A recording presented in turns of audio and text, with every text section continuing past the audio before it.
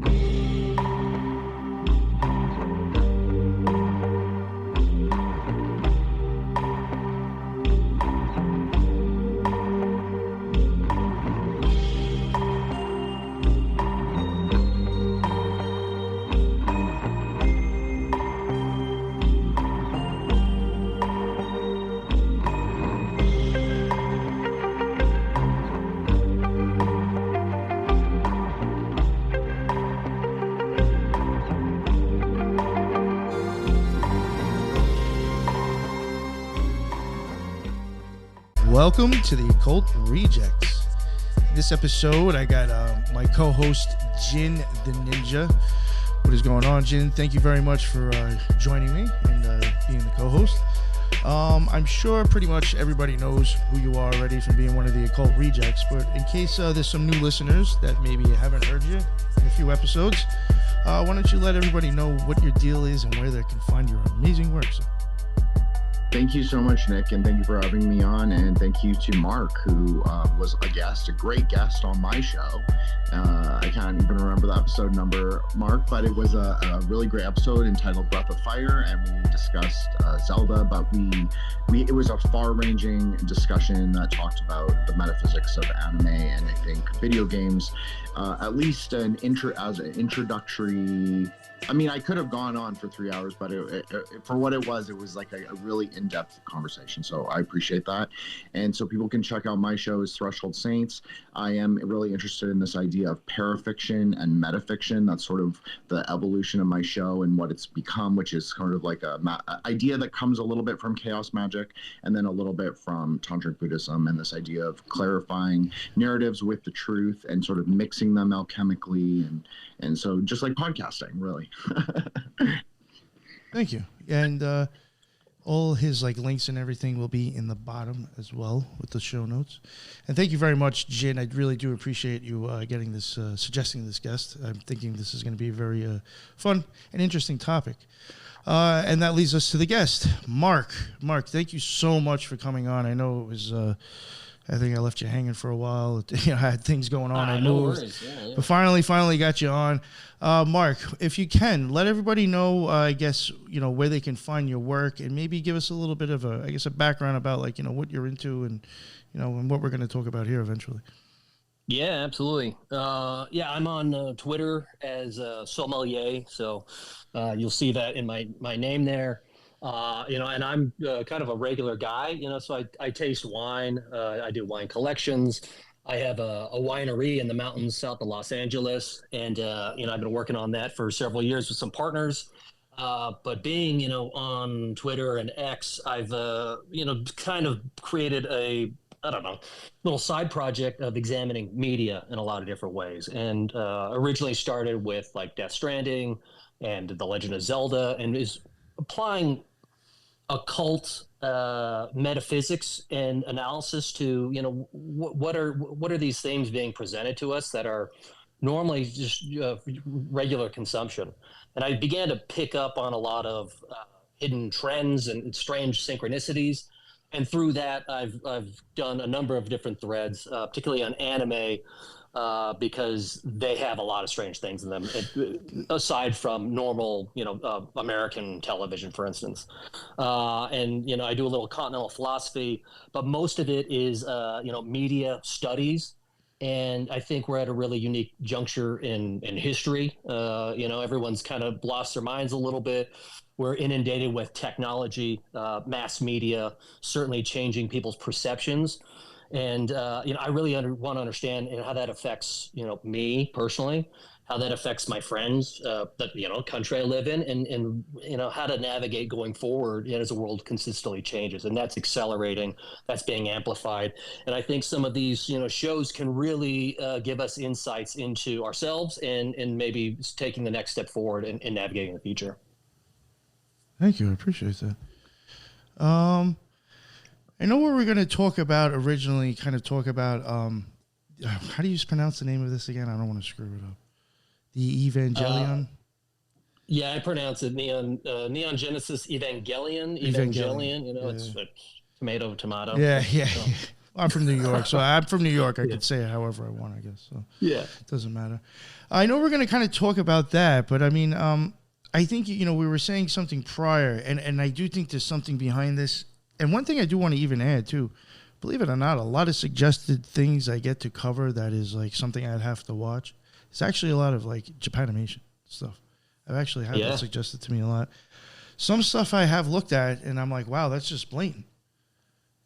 And I'd never really really delved into the stuff too much, but it seems like it's kind of blatant, and the things are real popular and it's commercialized. I'm assuming there's probably a reason maybe for this, or maybe it just works. I don't know. It captivates people's attention anyway, and you can make money off of it. But I guess what I'm getting at is it just does seem, from what I looked at, it seems pretty prevalent amongst that Japanimation with Occult. And, I guess maybe you were kind of like wondering, is, something to do with politics, occultism, all that. Maybe there's a reason for it to be going on right now. I know you have like maybe some theories on that. Maybe we could talk about that. Yeah. And I mentioned this on Jin's episode 2. I had written an episode on The Breath of Fire, which talked about, Japan's foray into Western imperialism, at the end of the 19th century, with the Meiji Reformation, and how, Japan kind of abandoned the old shogunate and became, Masonic market imperialist. And, you could look at The Last Samurai, for instance. That's kind of, Tom Cruise doing, Dances with Wolves, but he's, modernizing Japan. And it's a really interesting reflection on how the Japanese elite begin to adopt a lot of Western occult symbolism. Many of them become indoctrinated into, some form of liberalism, some form of, again, Western militarism, and they start wearing all the same badges and the stars. And so that's the beginning of their expansion into China, into the Southeast Asia. And, over time, there's, obviously World War II, the atomic bomb is dropped on them. And then the kind of society changes, and they're almost like the leading precursor of what is, happening around the world now. A lot of the country is devastated. They have a huge infrastructure rebuilding, and they adopt a lot of Western, economic models. But through this, you have arcades coming out, and these, brilliant light shows and cartoons, right? Like really become forefront, and something in this society kind of adopts that, latches onto it. And I, early on, I noticed, going back to like the 50s and the 60s, there's a weird occult themes in the Japanese anime even then. And, it's only now being illuminated simply because we can all go on these hyperlinks and surf the web and go, make all these cross references. Whereas, 30, 40 years ago, you would see that and go, oh, that's interesting.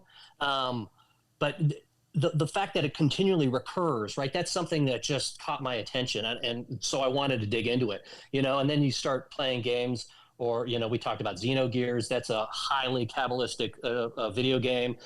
Neon Genesis was actually really hard to find, when I was a kid. And so it wasn't until years later that I actually revisited it as an adult. Final Fantasy, right? The guy's name is Sephiroth, and you're like, that's a very strange name to just pick as for a villain. And so I kind of was pulling that thread, and now that everyone has links and you can pass this all around, it's actually there's a huge pattern there.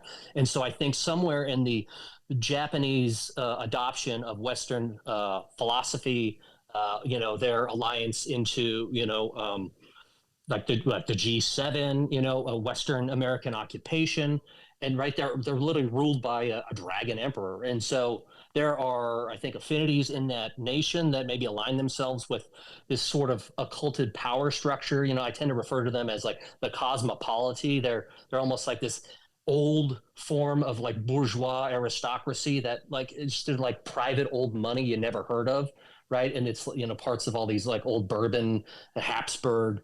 You could talk about like black nobility stuff. Like you can make yourself crazy picking that stuff apart, but you can't just abandon it. And there are these hidden structures. And I think Japan is almost like the spotlight that allows us to then, go behind the dark side of the moon and see like, oh, there's something else here. Yeah, I totally agree with you, Mark. It's I have my foot in anime Twitter, perhaps significantly more than Nick does.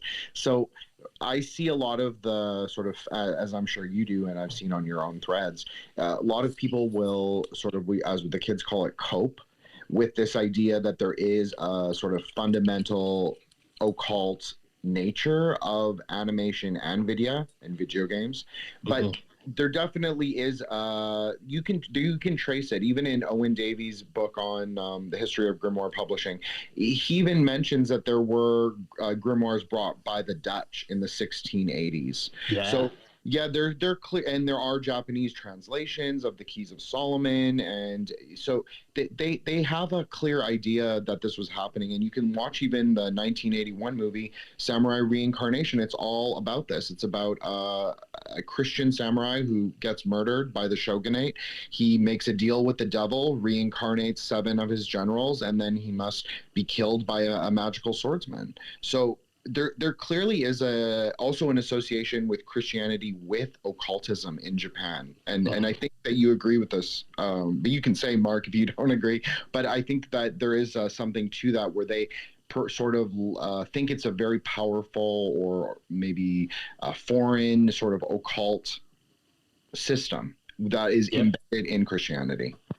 Yeah, no, absolutely. And right, even, James Clavell's Shogun, right, he even talks about all these missionaries. And for a long time, the shogunate was a little, insular, and they were, keeping Jesuits at bay and all these like Franciscans. And eventually, right, that breaks. But, I tend to, it was something I noticed as a kid. And now that with social media, it's just so amplified that I use it almost as like a scrying mirror to do almost psychoanalysis on myself, right, or to do some sort of depth psychology or whatever it is.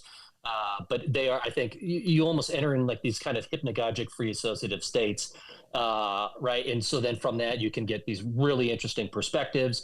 They're highly generative, and then that's kind of why I write a lot of my threads. So.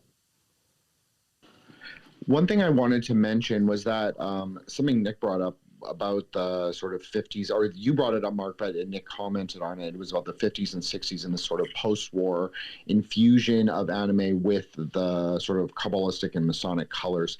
There is a very famous Osamu Tezuka manga about the life of the Buddha, but he also wrote a sort of a compendium or a companion.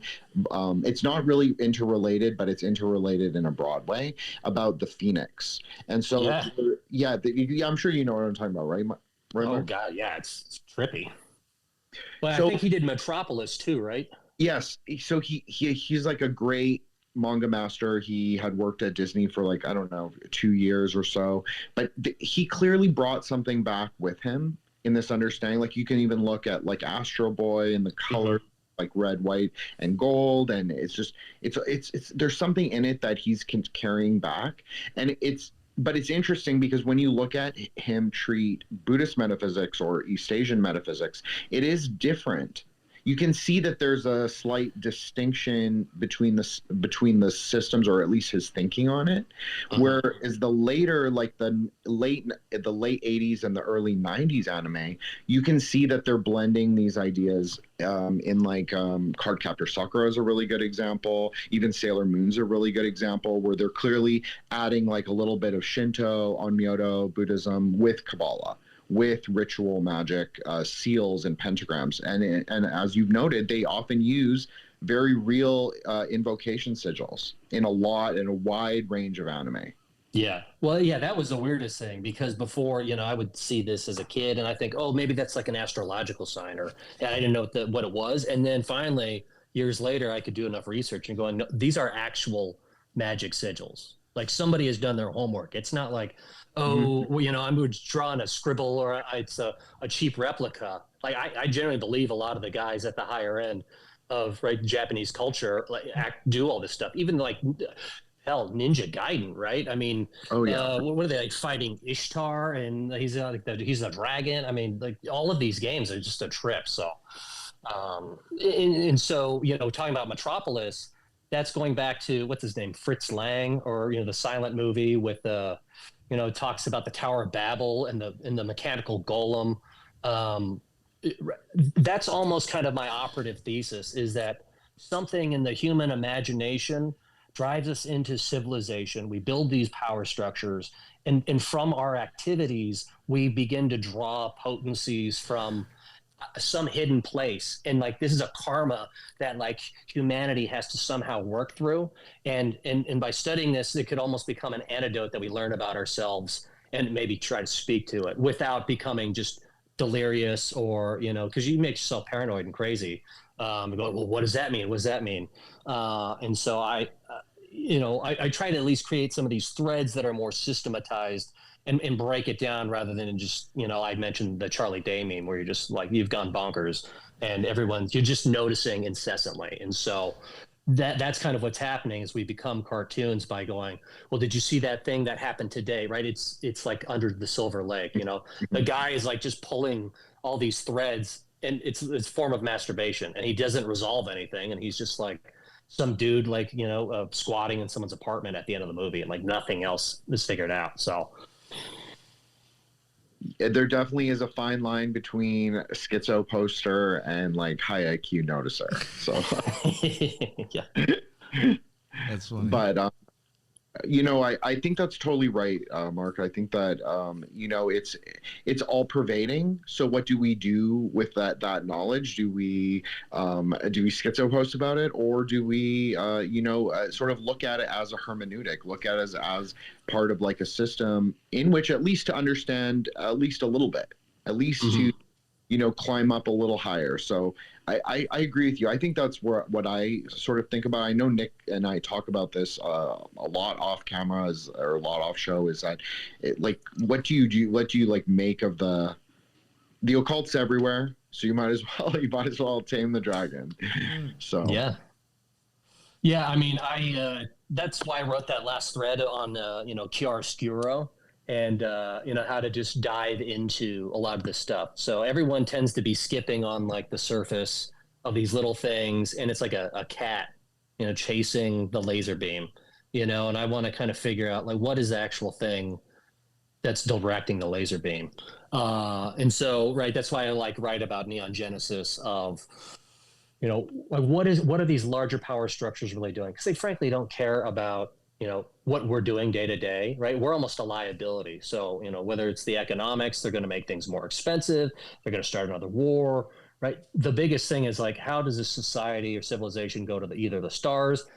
But what can we do on the ground? Okay, well, first of all, it's just understand that this system is maybe not aligned with us. So, probably maybe be at least on the edge of the system, have some form of financial independence. That's much easier said than done.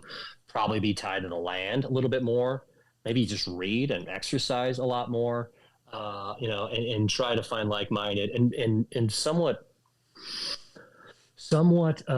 measured people, to act as a counterbalance against the hysteria that, I continually see online. There's almost two worlds. We're in the one of the timeline. It just keeps going and everyone's like spun up, and then it's like, oh, I have to go to work and I have to, I got to make do with the things that I'm given, focus on your relationships, talk to the people, that are in your life. And so that's kind of the balance. And, that's why I wrote on the Neon Genesis, was because, like Shinji, for instance, like a lot of that is about these people wrestling with their internal emotions and trying to connect with people, while there's this larger space opera that's, unfolding around them. And so these things are very real simultaneously.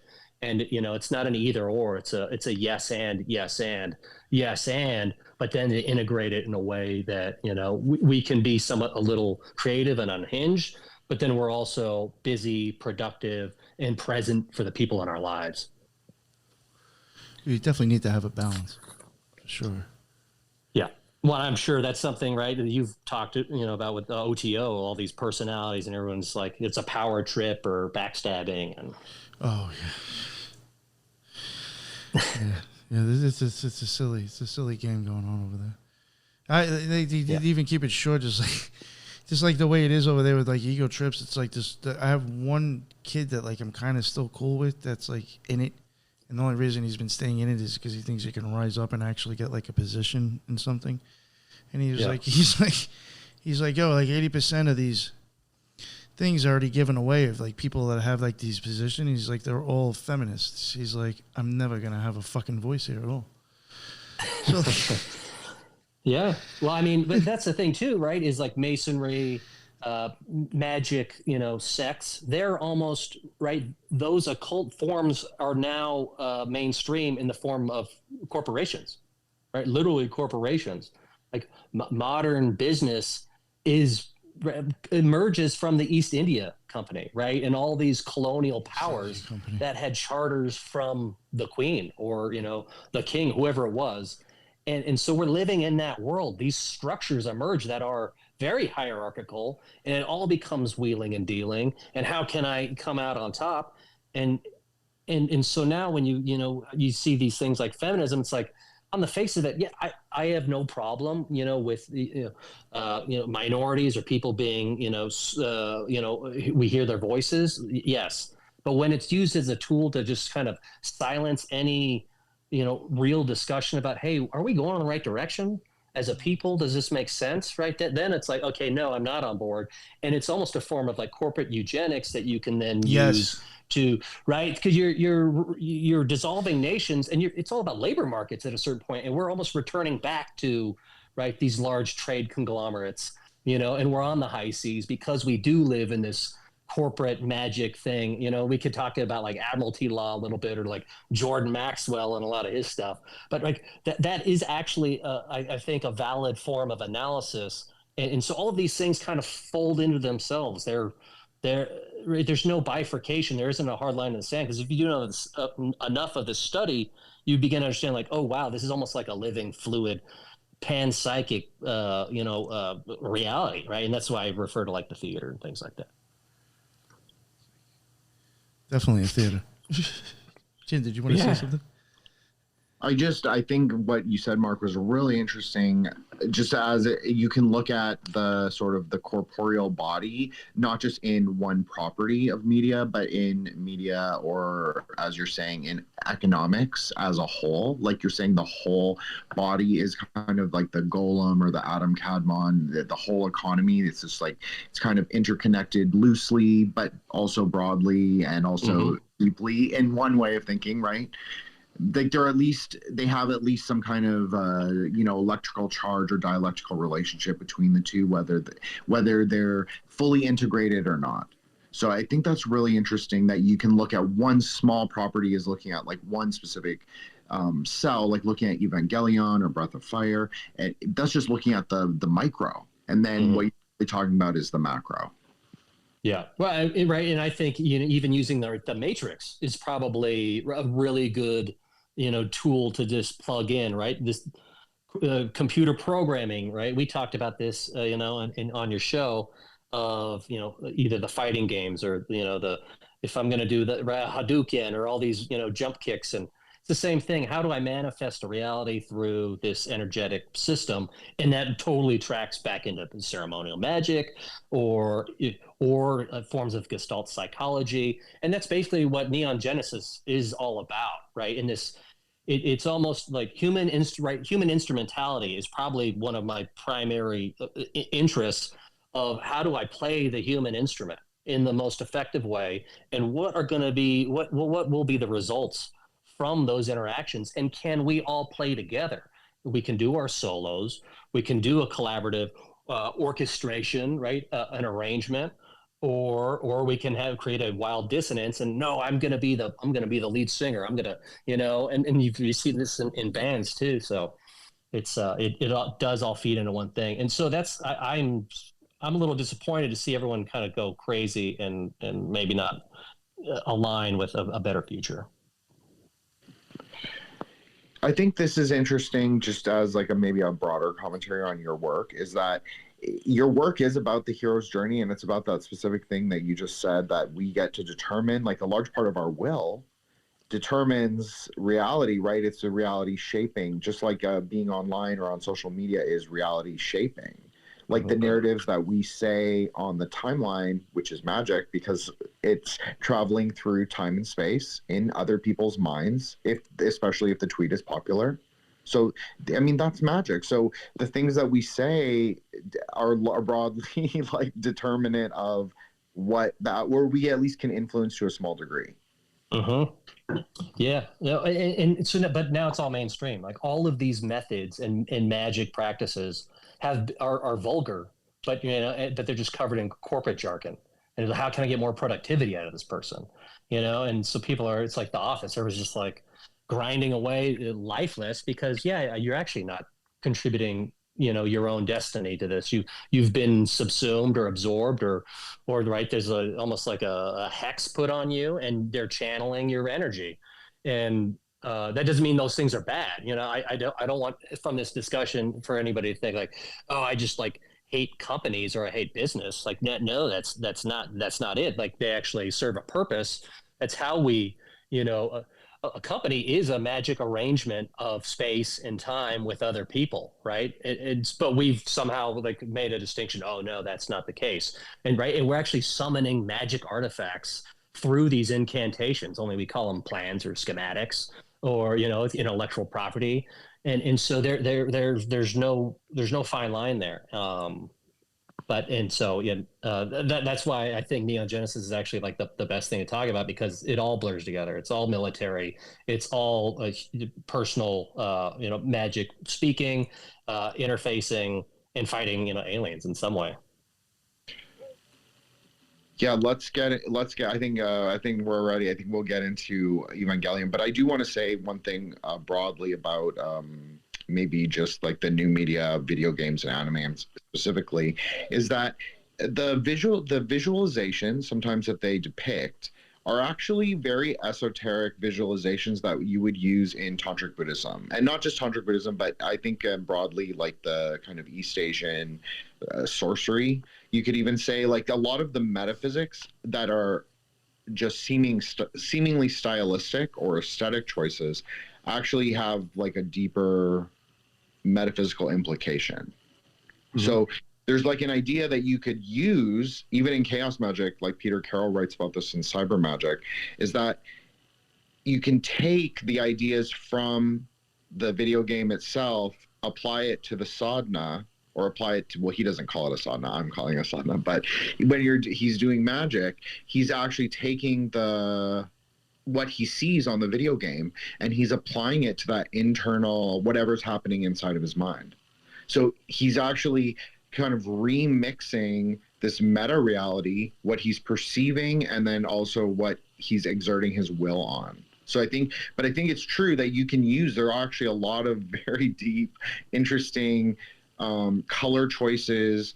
Even the Hadouken thing that you said, Mark, like that's Vajra energy. That's like the ball of Vajra energy that you cultivate, like in yourself, and that you draw from, the void element, you could say. So yeah, there's something like there's some really deep shit there. So yeah.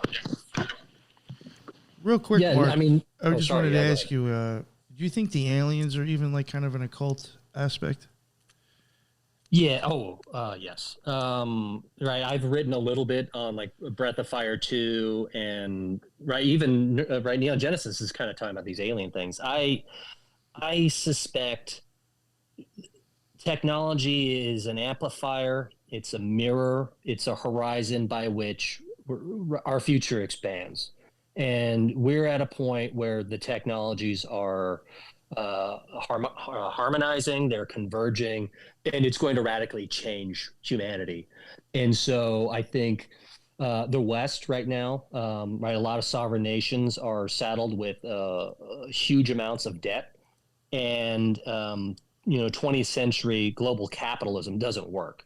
And so what we're seeing now, like in Ukraine or Israel or Syria, Saudi Arabia, this is sort of a split along Russia, China, Iran, and then Saudi Arabia is maybe somewhat of the political football because they have a lot of the oil. And so this is like it's an arms race. And so I think a lot of the alien stuff is mostly military technology that they're using to, first of all, just get a measure on psychometrics of the population. They'll use that as a form of camouflage. It sounds nonsense. It sounds insane. Who would believe that? Or is it real? So I do believe that a lot of the technology is much further along than we've been led to believe. And if you're like the Pentagon or Five Eyes, you certainly have an interest in controlling international trade. You want everyone to live in your franchise, and so I think we're at an inflection point historically, and that's why we're seeing the preponderance of all these UFOs, and everything's just being dialed up to the point where there's so much noise in the system that you can't really figure out what's going on. And so the alien is just like the cherry on top, and maybe that is like the UN blue beam really comes out, right? And if that were the case, I'd probably lose my marbles and just like pack my bags and go to the hills at that point, because it's like martial law at that point. And everything's off the table, or on the table, I should say. You're going to lose your constitutional rights or your civil liberties. And so I don't think people really understand like where we are historically. It's almost like we're on the verge of, World War I again. Not to make it sound, extreme or hyperbolic, but we could go in a lot of different directions. And I think the alien is a representative of those, flights of, flight or, an escape, right? The escape of not only the world, but like our own preconceptions of ourselves. And so that's why I really latched on all this in the thread. Thank you.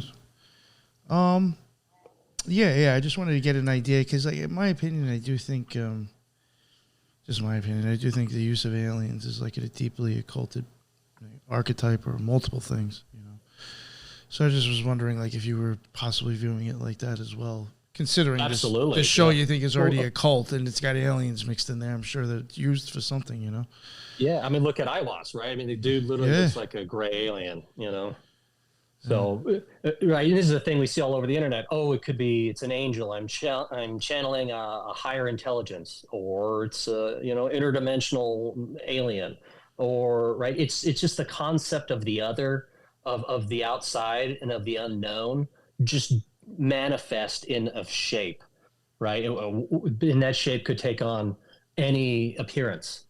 Right. So it's like, it's just this, it's the X, right? That's why I also find it fascinating that Twitter is now called X, it could be anything. It's just a placeholder. And we're at this point in time where the change is so rapid, and that human evolution is kind of, right. This is where you get either transhumanism, right, which could be a benefit. It could be totally destructive. And that's literally what Neon Genesis is all about. The beginning of the show is like, there's been massive climate change. There's been a catastrophe. There are smart cities, and there's all this technology. And now you have, right, advanced research institutes, battling chaos in some way, or in the form of the angel, And so these things kind of just take on this exteriority that human beings have to collectively manage. Thank you. Jin, did you want to say something before we, I guess, get into the actual topic? I saw you unmute yourself, so. Oh, no, I appreciate that. Thank you, Nick. I just wanted to say that this series for me is a very, I would say, important in terms of when I first saw it. I did not understand how deep the metaphysics was, but I probably recognized some parts of it because it's so obvious. Just like I'm sure as you'll get into, Mark, the Kabbalistic tree falls down into the intro with all the paths intact. So there's something really interesting about even just the outer presentation for me as like a whatever 12-year-old or whatever, however old I was, there was some, it was a very meaty, it was very like, oh, this is like a little transgressive, this is a little like ritual magic, there's something like a little deeper here. Mm-hmm. Yeah, I mean, and Hideaki Anno, he himself has stated like he was depressed, and he was struggling with a lot of stuff like during the show, and that's imparted in the characters, right? So if you want to kind of put in the context of a hero's journey, right, this whole thing is like humanity going on its hero's journey at the as in the macro and the micro in the children, right, the future of humanity, but also collectively as can we not destroy ourselves, and like literally going into all this stuff, like I'll just talk about, right, I have the thread pulled up so we could just look at the slogan, right? Nerve, God's in his heaven, all's right with the world, and that's, I'm pretty sure it's a vine leaf, and it's nerve, right? So all of these things are already suggestive of something Christian, and it's like a Christian science right at the forefront. I was going to say, yeah, it almost has physiology kind of like being thrown in your face already, right? Yeah. So the whole thing is, and I'm almost using these threads as a means of fleshing out a bigger, like a broader theory, and hopefully maybe down the road I could write a thread that ties them all together in one final, well, maybe not a final thing, but a general outline of like how to navigate all this. But, right. The second page is Second Impact. Right. So they discovered Adam in Antarctica, of all places. Right. So we're, you could now go into, oh, maybe it's a Nazi moon base thing, it's the ice wall. Right. We're already talking about Antarctica. So these things have these correspondences in the media today that are being thrown in our face. So it's really interesting. Sorry, I just want to throw this in there real quick. We had this guy Leon Southgate on recently. That should drop actually probably before this. And he's like real big into orgone and stuff, and he's like studying all this other stuff, and like they're finding, I think, like other smaller things of life now, or things that, like, believe it or not, something that's kind of dead, something can almost come from it. He was going on about something, and he said the most abundance of that stuff is found in like ice, and he says he does question now the whole thing with Antarctica, because he says technically that should be like crazy spot to find this type of stuff. It's as silly as it sounds. And like, if people were to hear what we were actually talking about, because I can't, whatever, it's above me. But I mean, when the guy explains like what's going on with orgone and all this stuff, and how like what it does, and how people are looking at it as like life or consciousness now, you're almost like, could that actually be what these fucking people were doing up there now? Because it's all ice. I mean, they're not doing anything with it, are they? I mean, I don't know. Maybe they are, but you know what I'm saying? It's just like really weird how something like that wild and basic and powerful actually can be found in snow and ice cubes. Mm-hmm. And we're not allowed to go to Antarctica. Yeah. I don't know. Just to me, I was like, that's something? The trip. Yeah, they've got what is it? They've got a treaty. Like, you can't really go, you can't drill for anything down there. You can't really sail down there. And so there is a thread of this, like, the Hyperborea bros, getting hung up on the Nazi UFOs and stuff. But it is being put out there, and again, it's contextualized with clandestine technology. So I do suspect, though, that like there are proprietary and top secret forms of metaphysics and ontologies that are not released to the public because they're weapons. Right, because if I had an ability to engage with reality in a certain way, that would give me a competitive advantage. And so what we tend to live with generally is consumer. Oh, I saw someone's I saw some boobs and some butts, and some jack guy, and there's a little romance. Oh, there's a little drama, and that's kind of like, we can talk about that stuff. But God forbid, we're going to improve ourselves spiritually, or become independent and strong and whole. Like, no, like, stay in the dustbin. And so I do think the smartphone and all this connectivity does amplify it in both ways, right? It can make you insane, and now you're obsessed and you're studying all the ice. but it does allude to something else. And I don't think, I think we should at least pay credence to the possibility that those things are very real. All that quack science, all the MK Ultra, Project Stargate. I put a lot of stock in those things. How they actually work in practice, I don't really know, right? Because we don't have that access, and we don't have the patents or the clearance for it. So, Mark, I'm looking at your Evangelion thread right now, and I'm seeing the section on the. I know you're probably not even have gotten here, but about the children, and so I just thought you could go over, because I think that Nick and also people watching will find the names of it really interesting. And the three kids, you mean? Yes, the DARPA program that is like the Marduk Institute and United Nations. Yeah, I mean, it's like, that's kind of nuts. Like, right, Marduk, what is he, the Babylonian god of the storm? Right, this, again, we're going back to the concept of this, like, you're right, empire of Marduk fights Tiamat. And, it's almost like, what is it, the theogony, right, of the Titans and the Greek gods right now, taking over. There's this kind of changing of the guard.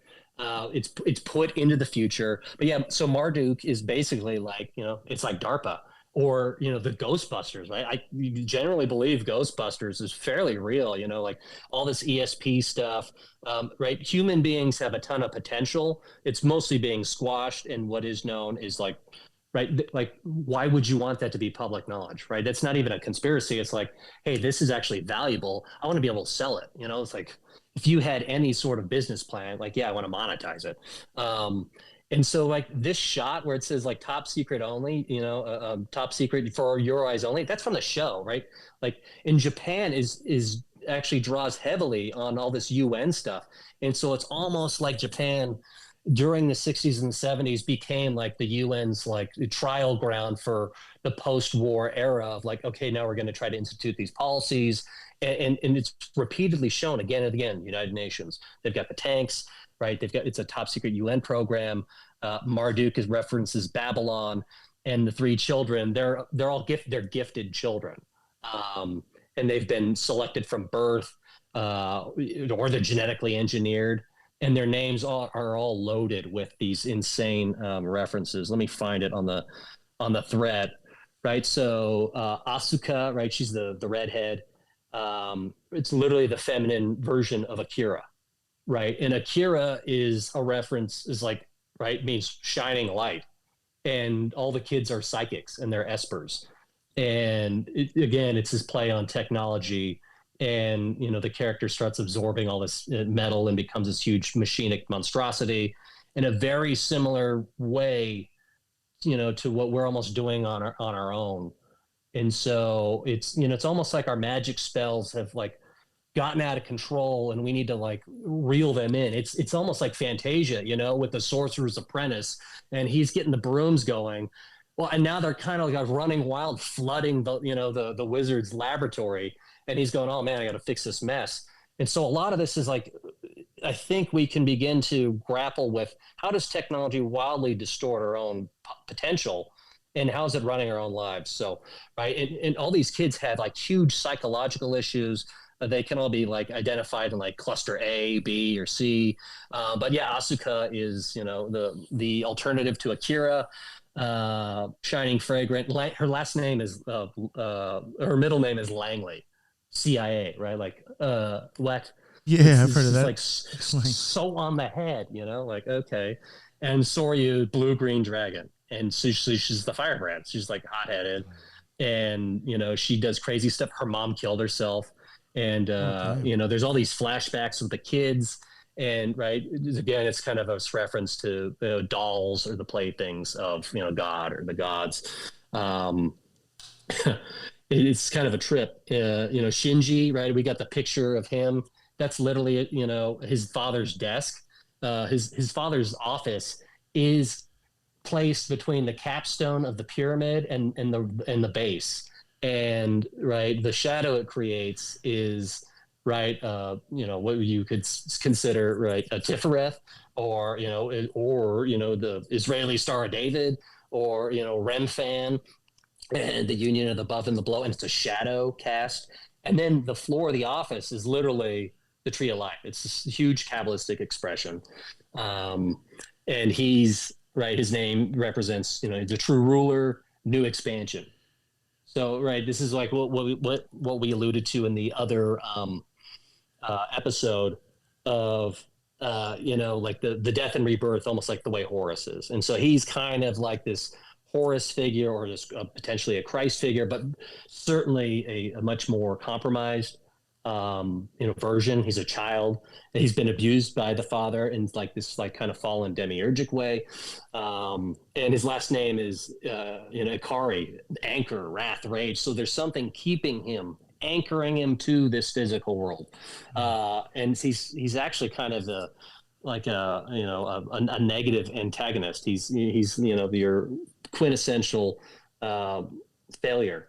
And so the whole movie, not the whole series, he's like really struggling to step up the whole time, and he just resents everyone, and he feels cut off. And then Ray, right? That's Zero, Spirit, my shepherd. Ayanami, Twilled Waves, right? That's almost like this quantum physics thing. And she's like cloned again and again. She keeps getting killed in the series, and so she's like, hell, like which one am I?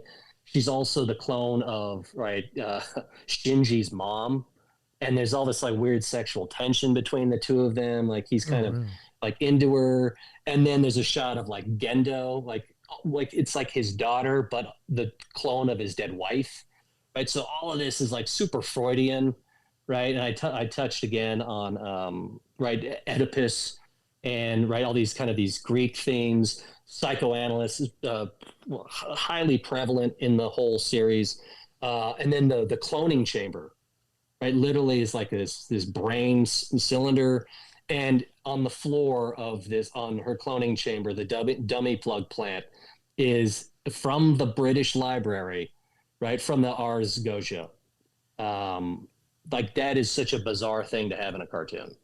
Like what and there's like a tesseract, the black cube, four corners, right? This the elements and ether, right? And it's like ether is almost like the orgone, anyways.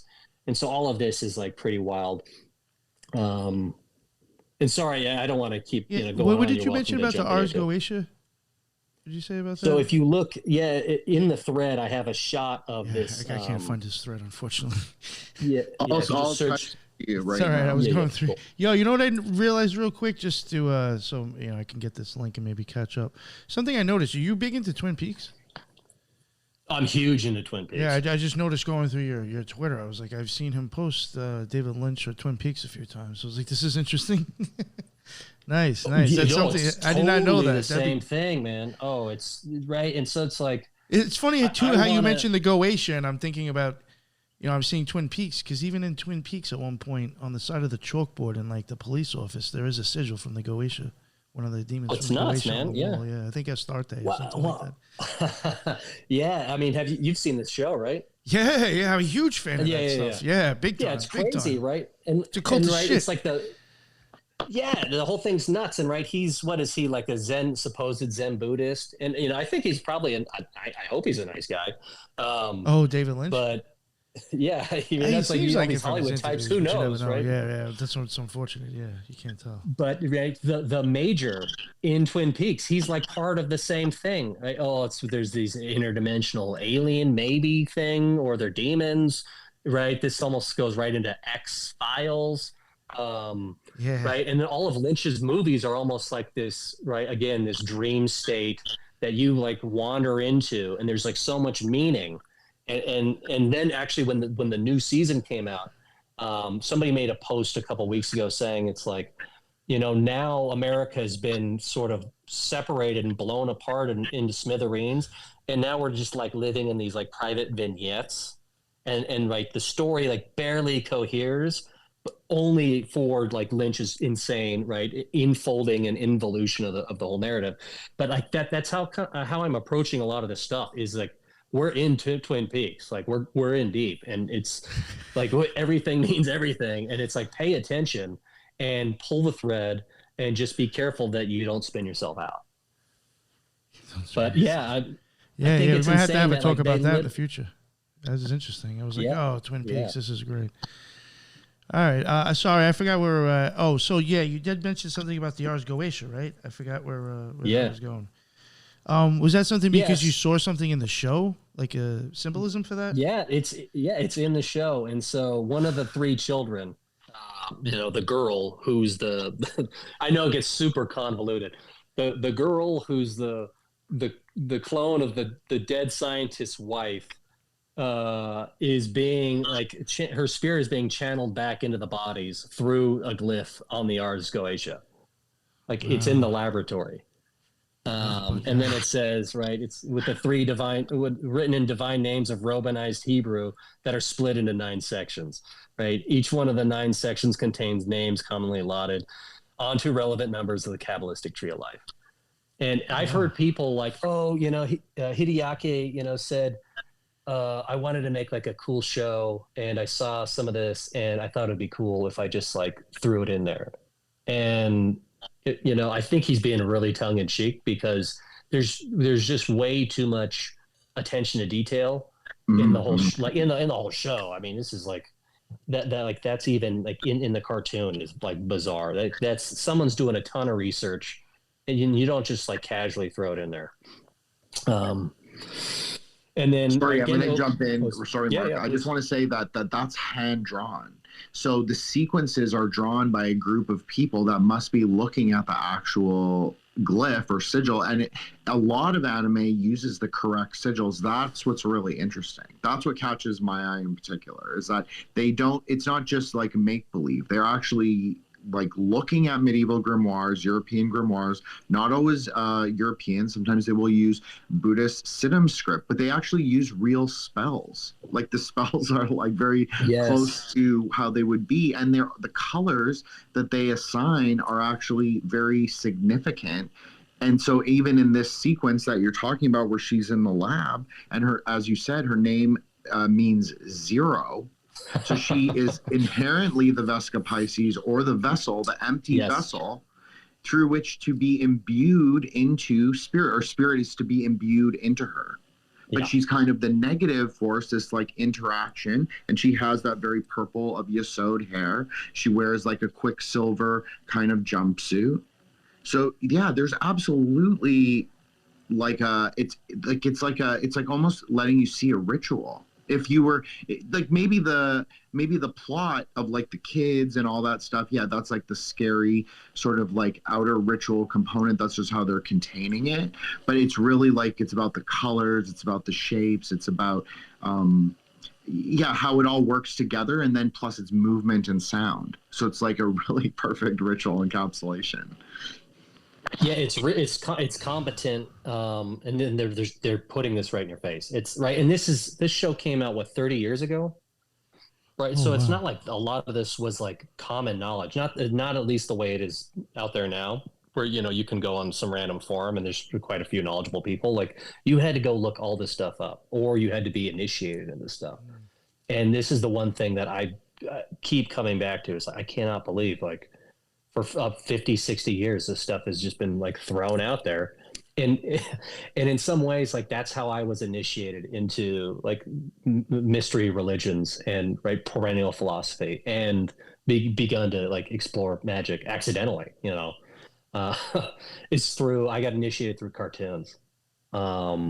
It's a trip. And so, Gendo Ikari, he's the mad scientist. He's Shinji's father. He's the head of Nerve. And he wants to become God. He's literally on a path to godhood, and he's kind of a psychopath.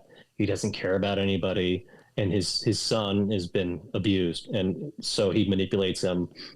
And it turns out, though, that the second impact, this huge climate catastrophe, helped them summon the power of Adam, or these angels, but now they're coming to life to merge with Adam again. And so this Adam is like this, literally like an alien that came from outer space, from this like it's almost like Halo, the what are they called, the Forerunners, right? This is like their version of it, and they crash landed on Earth millions of years ago.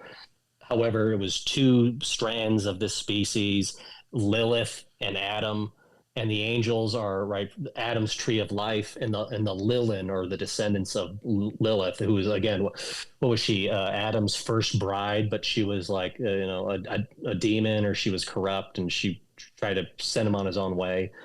So this whole bloodline, they're like fighting, and then Ava is literally right the union of the technology that the children like go into. So they're like biological mechas of right the mother in some way. It's kind of strange, but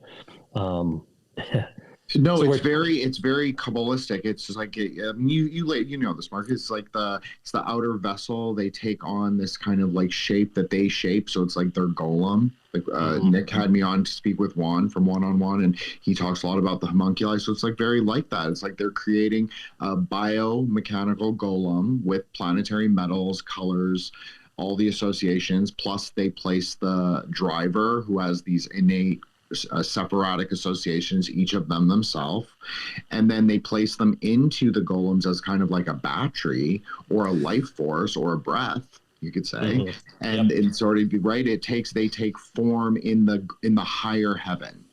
So they are leaving Malkuth, they are leaving like the material world, and they're going higher than Asya. I think that's sort of the idea too. But there is, like you've said this several times, but there's a very Gnostic component, like a very Nag Hammadi component to a lot of anime. Like you are not never quite trapped in the world, but there's always a way to transcend it. There always is a way to move through it. There's always a way to change your dimension. There's like this Gnostic idea that the universe is just like a bunch of interchangeable worlds that you can travel to at will. Like that's a very common theme. And I would say a very common theme with Evangelion, like this idea, yes, you're trapped in your psychology. I know you like that psychoanalytic lens. And I find it really interesting. I just am not strong in it. But for me, I think it's like about, it's telling you like the world is what you sort of imagine it to be in some ways, and that's sort of what the downfall of the characters is. They're so stuck in their own heads all the time. Yes. They can never really break free, even though they live in this fantastical and magical world. Yeah. The right, and so a lot of the show is, it's I talk about what was it? It's kind of boilerplate kaiju battles, right? So they're fighting the aliens, and that's that's cool. There's all this action, but then there's the kind of the interpersonal. A lot of these episodes just go off on these like side tangents of like people struggling with their own bullshit, or they're actually traumatized. Right, the world is kind of ending, and a lot of the times, the kids are like, I don't know if I can do this. I'm trying to protect humanity against these angels, these aliens. Like, what's going to happen? And right, the civilization is being run by a smart grid at this point, and so all the technology has been converging into the Human Instrumentality Project. Right? How can we leverage the potential of the human being to not only, basically subdue the powers of God, right? Like how can we overcome God and sort of take our place or become one with it through the tree of knowledge, right? It's almost that, the fall from grace taking right to its own conclusion, right? We're now going to, through the Tower of Babel, go back to heaven. And right, you can see this in the Nerve headquarters, right? Like they're literally a sunken, where is it?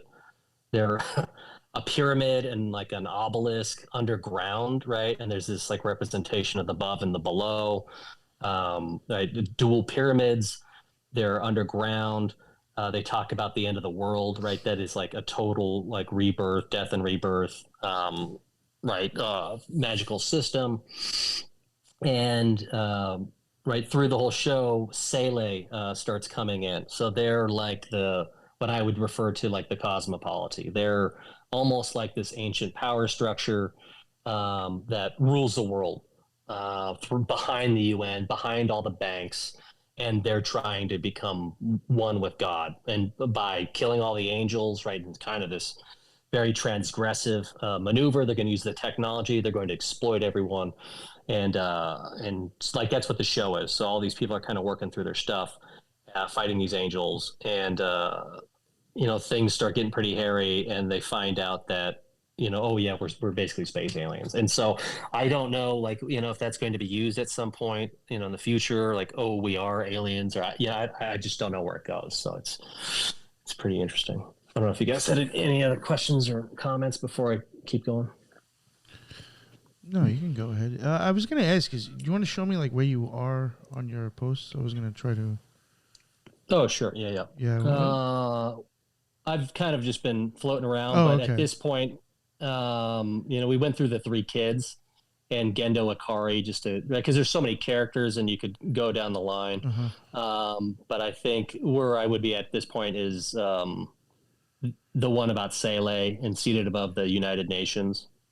And then there's a revolutionary girl, Utena link, which I would also recommend people check out. Like, that's an absolutely insane show. Very Age of Aquarius, in fact. Yeah, I mean, I happened to just go as an aside. I went on YouTube to listen to those songs again when they're dueling, and they're like, you guys should check it out after we're done talking, because you can find the translations in English, and it's crazy shit. So yeah, I'm at the Sele, and there's all those like almost tombstones where they're having the meeting, and there's that like red light, and they're all illuminated with the numbers. You guys see that one?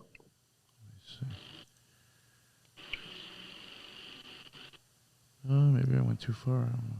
Might be halfway, or. Let me see. Let me go back up. Oh wait, yeah, right there. A little more. Up or which way? Go down a little bit.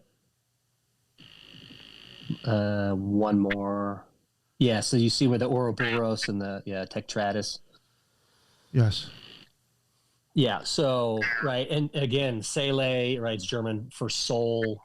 There's the 7 eyes, 7 powers. It's a chromatic image, and it's coming down. So it's like this inverted pyramid.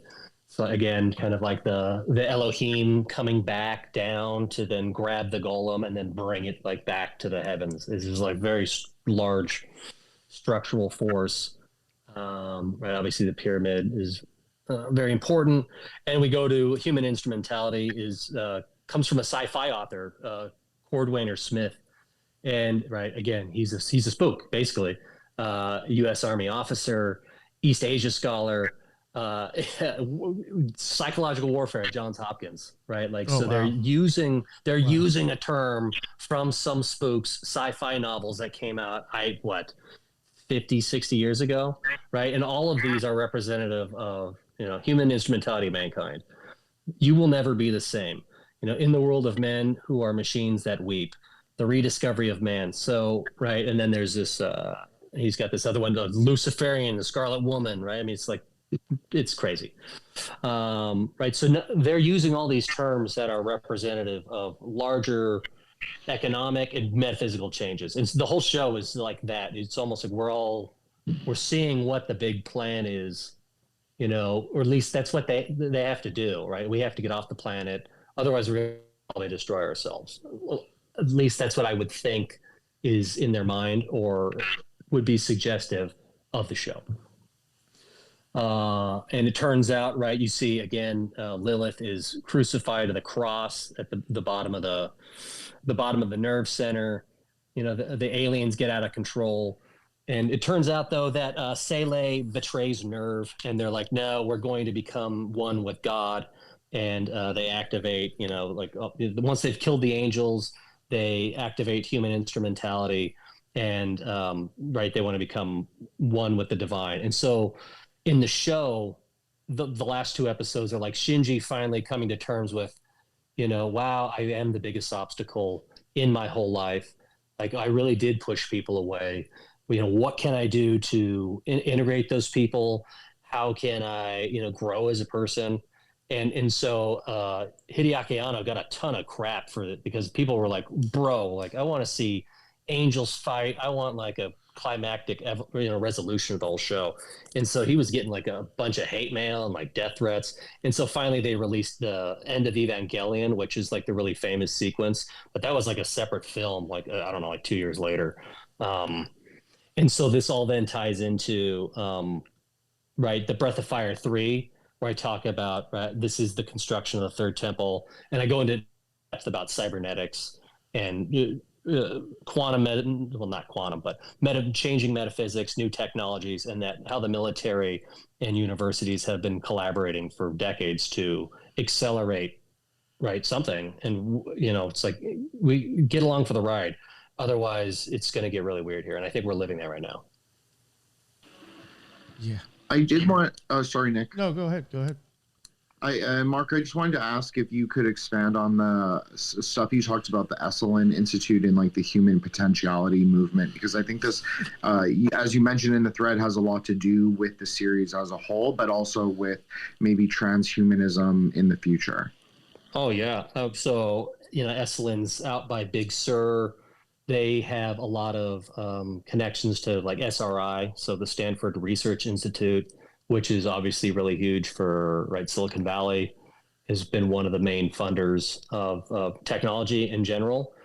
And if you kind of explore this, and some of my other threads allude to it, but a lot of the stuff with like the hippies and the New Age movement, the Age of Aquarius, tied directly back into like theosophy, global federalism, and what's his name? Like not her name, H.P. Blavatsky, but then what's his name? The Indian dude that they wanted to be like the second coming. I'm drawing a blank on his name, but I think it's Krishnamurti. Yeah, Krishnamurti. Yeah. So all of this is like, and if you guys actually, did you see the 3-Body Problem at all on Netflix?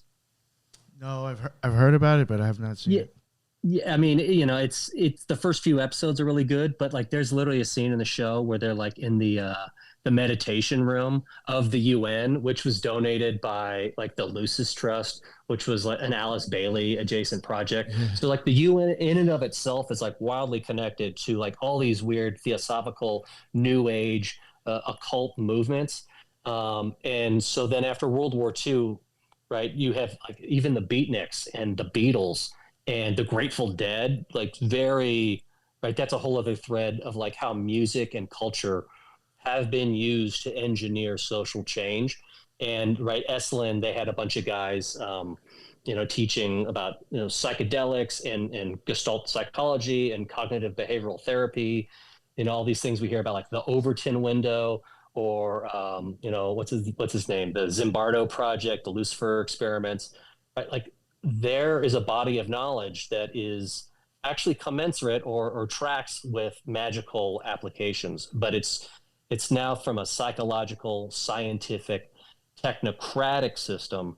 And all of these things continue to compound, but now we have technology and cybernetic applications to really control the environment of the human in a way that the human being becomes like a GPU of reality. And so we're being hijacked to create that future. And so a lot of this show ties into all of those bigger themes.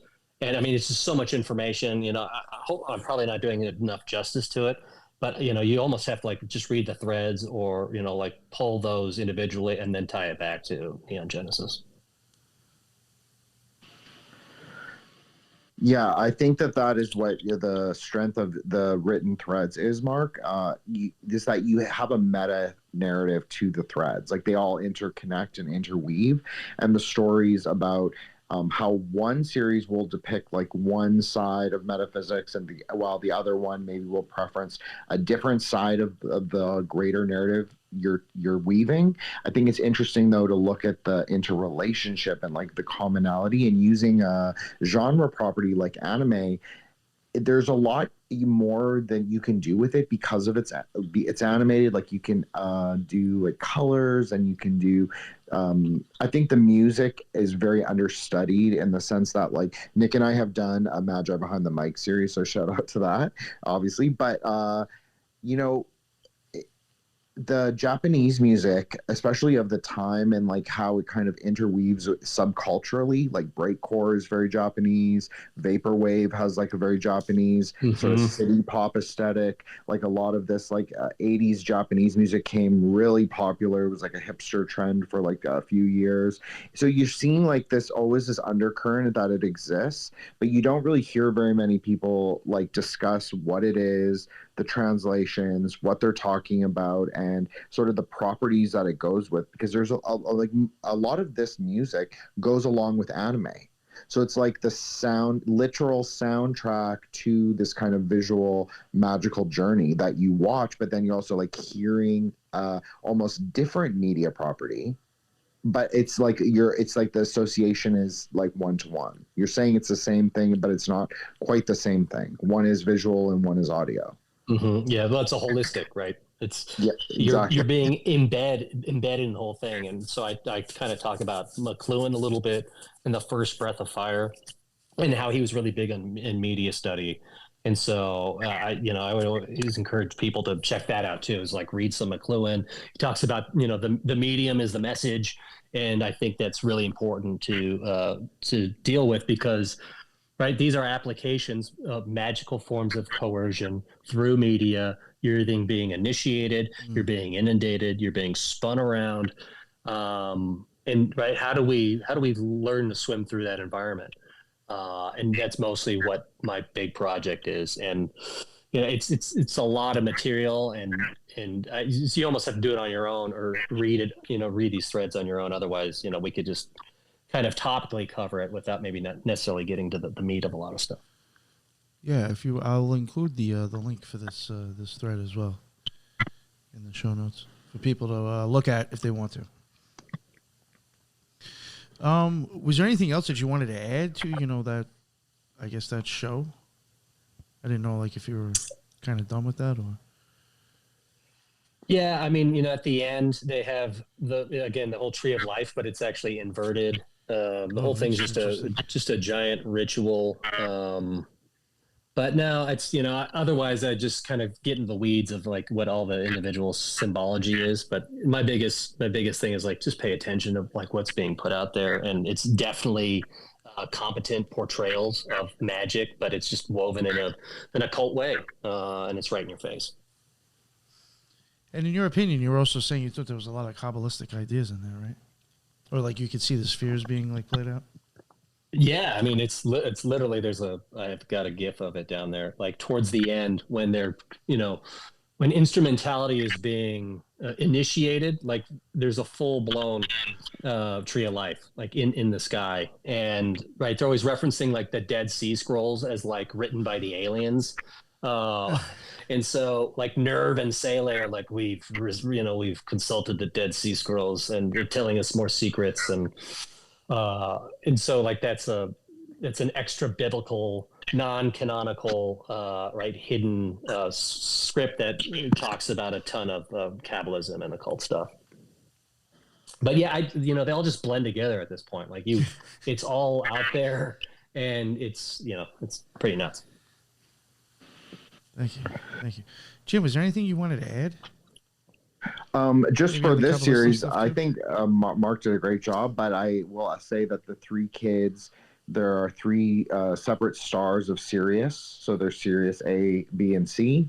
And so you could say that these three kids are like what Mark said. It's kind of like they're all the Aeons of Horus in a way. They're just distinct maybe in their the vessel that they sort of think they are, but they're not real. They're all empty in their own way. So it's like the hero, the princess, and the dragon. And so it's interesting. It is interesting because the series is so deeply Kabbalistic. And it plays out many, like multiple heroes' journeys. It's not just like the normative, like singular hero, the kind of good guy, everyman hero. It's kind of like there's anti-heroes, and some of them are girls. It allows the story to be like weird and malleable, but it takes you. I guess what I'm trying to say is it's like a magic journey. It's like taking you through the different ways that you yourself project into a character, because you're not every character. Like, I don't watch a show and say, okay, I'm every character. No, but there's a character that you're going to identify with, and that character undergoes a magic journey. So I think that's the 3 characters in particular. So I think that's really interesting about this series in particular, and how they did release these 2 sort of follow-up sequel films. And it is kind of like you have to watch the series multiple times, and then maybe you could say you're like an adept or like maybe an acolyte of the series, and like understanding how they are relating the Sephira and that they are relating the metaphysical concepts. But then the movies do it so it's much more subtle. So you've like kind of built up an audience to the point where they're allowed to understand what the movie is really saying. Like, you're able to sort of like remove the densities, remove the klipas of it, and then you can be like, oh, I see what the truth is, if you want to even say that. So yeah, there's something really crazy about this series, really dark and really interesting, I think. Yeah, I thought about the klipa. I think you're right. When he mentioned the upside down tree, I wonder if like when you noticed like kind of like the Kabbalah play out in this series, did you happen to notice like maybe a pattern or anything, or going? You mean like exact specific correspondences? Either that, or like I was wondering if maybe it was manifesting down to the bottom. But I mean, if you saw like a line kind of coming straight down, or. Oh yeah, definitely the angels, because the angels are like the fallen. They're like the spheres that have fallen onto the ground. So that, you could think of it like that. Like they are like the Nephilim. Like, I know people don't. I don't really like this word, but they're kind of like Nephilim in a way, or like fallen angels. Yeah, they're sort of clipolithic, but they're also of God. And so when they're defeated by the kids, like the 3 heroes at Hode, but because they all are different kinds of heroes, they go in different directions on the path. So that's how you could understand it. It's like they taking full expression into the tree. So they're climbing back up in the sense that they're trying to rectify the world, but the angels are trying to, well, one way to understand them is that they're destroying it. Well, so they're trying to fix the world through destruction. Interesting is, again, it depends on how you want to look at the tree. Coming down. I mean, obviously you have to become an angel before you come into matter. So, I mean, are you not? I mean, I guess what you're saying is you're kind of going the wrong way, even though you are an angel at that point. You're kind of falling down into matter. And then going back up, I could see how you'd be passing that yourself in that way. It sounds weird, but. Yeah, I almost think it's like the Klippah, right? It's like they've inverted the tree of knowledge so far that, like, now it's almost like they're falling back up to heaven. Right. It's a trip. And so both of these are like merged simultaneously. And I don't think there is necessarily a specific narrative like, oh, it's going to be this one single thing. Right. There is, I think, a lot of deliberate ambiguity. It's almost like watching Kubrick or, again, Twin Peaks. Right. This is all presented there in this general way. And it's not like this is exactly what it is. I don't think that's how it's meant to be presented, but these themes are there. And I think it's something that you would play with in any magic practice, or like just in any analysis in general. So. Yeah, you could change paradigms depending on like even your own understanding of the series. The better you or the more occult your understanding, like maybe your relationship with how the narrative flows is different. So there's definitely context dependent. Ain't that the truth? Yeah. All right. Well, I guess if there's nothing else that you guys want to add. I mean, unfortunately, I haven't seen the series, so there's really not much I could add to it myself. I would just encourage you to watch the show and kind of pull the other threads, because I think it would help contextualize a lot of the other material that I'm talking about, because it is just pretty broad. But if you are interested, read about MK Ultra, Stargate, human potential movements, and the history of Japan, and that's maybe a start. You think the human potential movement, that stuff is like huge, actually? Like actually being done to us in a way, and it's kind of being presented? Yeah, well, I think it's just a way of like, it's now just advertising, right? It's just become so mainstream that it's lost the cachet. Oh, it's the human potential. It's like, no, how can I get more clicks? how can I create a spectacle that's going to drive more revenue to my website? How am I going to get more engagement, right? It's like, how do we just nudge people and affect their attitudes?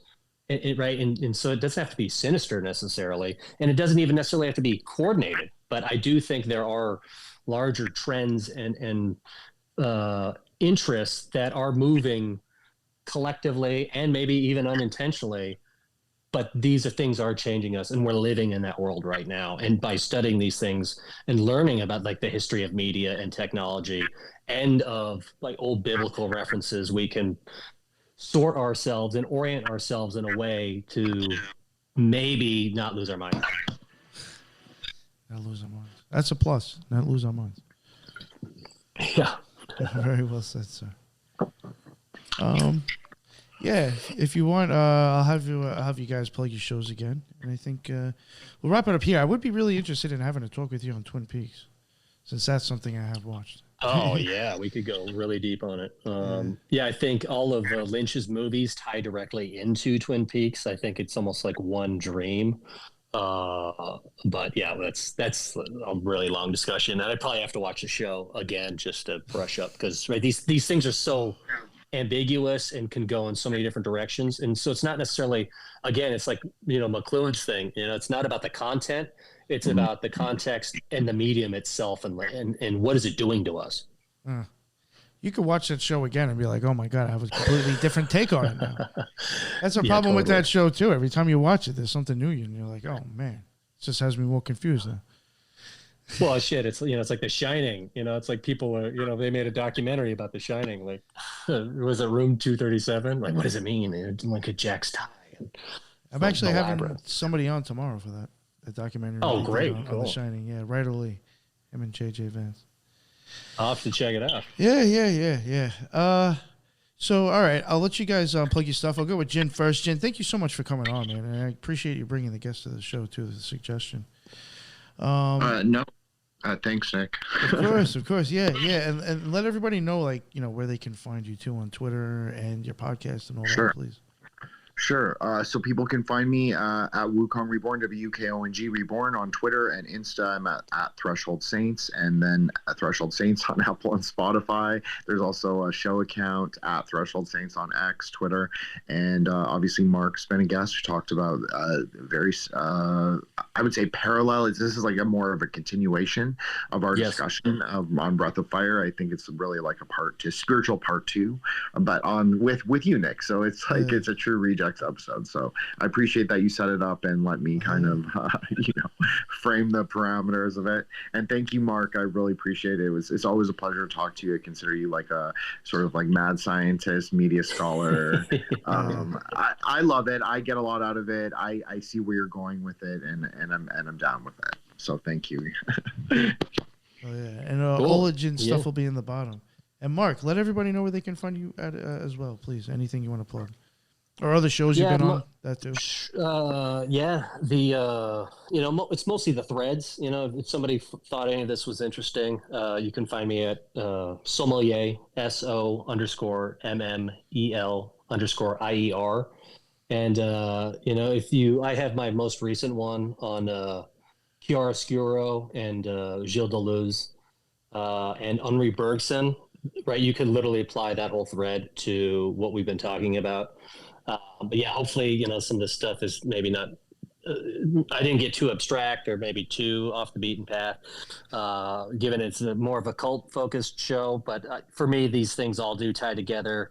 And I use a lot of the stuff that I learned studying like Kabbalah and magic. It literally just runs right into how I engage with what's going on with the world. So I appreciate you guys having me on. It's a lot of fun. Hell yeah. That was a good discussion. And no, I do agree that I do think like magic or occultism, or maybe people not understanding occultism, it's being used to, accomplish other things right in our faces. You know what I'm saying? So I can understand like how you would go with the whole psychology and how people are being manipulated. That's exactly what I think they're doing it for, So. Well, and I would point to the Breath of Fire 3, because I definitively link cybernetics and all these military scientists to occultism. Yes. Huge. So you have to think about it. That's Like some of the, back in the day, occultists were considered scientists and alchemists. Yeah. Yes, exactly. Nothing much has changed. So it's all alchemical. Nothing has changed. No. They just have different cover stories for what they're working on and why. Yeah. Well, and everyone's just, clicking on their phones and, watching some singer and, trying to have fun, right? So people just don't pay attention to the stuff. Yeah. Or they don't. The thing is, it's just like even some of like understanding this, you'd have to look back, 30, 40, 50, 60 years ago to even start like seeing this. I mean, or even alchemists or cultists that were considered scientists, you'd have to know about them like 1,000 years ago. Unfortunately, that's just not the cool thing to be doing right now. So why would you ever start reading about stuff like that? Yeah, well, you have to be a little. And I get it to an extent. Yeah, right. I mean, I do get it to an extent. I mean, but yeah, I get where you were going with that for sure, and I appreciate that angle. Everybody's links will be in the bottom. Jin the Ninja and Mark, his links, everything will be in the bottom if you want to check it out. Thank you again for both coming on. And that is the end of another Occult Rejects. And until the next one, everybody be well. Later.